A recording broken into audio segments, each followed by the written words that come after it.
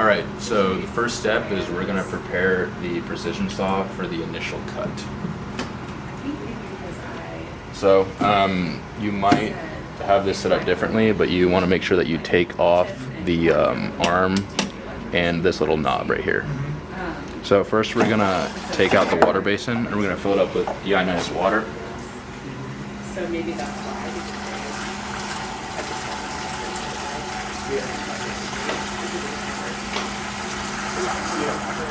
That's enough. Okay. Yeah.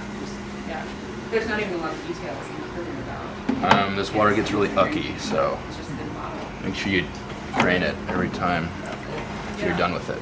Speaking of Okay. we have a So now we're gonna attach the saw. So you have these two washers.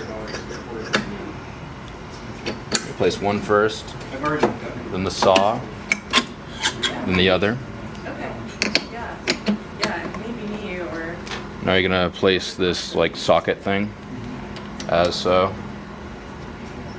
I don't know how much fish she's going to. and then you have your bolt. I know she wants to be doing freshwater stuff, so. Do you know how much that would No idea, but I think that's the Okay, that's something to yeah. Okay. And just tight. So you're gonna be left with something looking like that. Okay. Awesome. Thanks, Jess.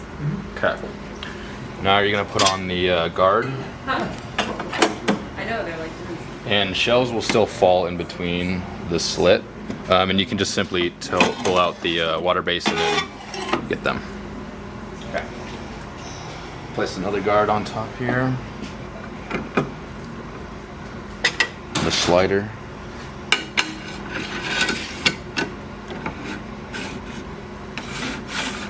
Make sure it passes through really effortlessly before you start cutting.